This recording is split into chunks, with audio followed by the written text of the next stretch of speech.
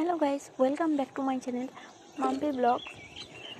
তো আজকে তোমাদেরকে একটা জিনিস দেখাই, মানে আমার বাড়ির ছাদটা একটু ঘুরে দেখাই তোমাদেরকে। মানে কিছু ফুল গাছ লাগিয়েছে আমার শাশুড়ি মা।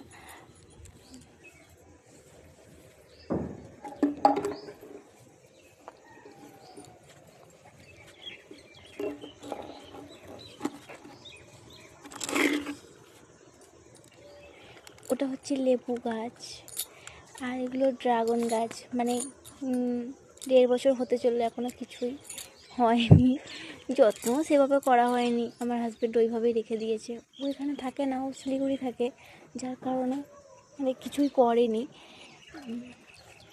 চলো, মানে এই মানে কী সুন্দর দেখো, সবুজে সবুজ।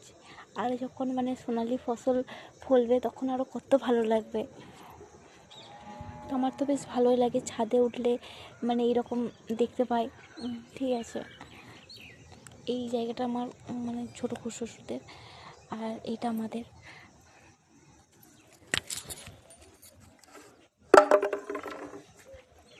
আরও কিছু দেখাই,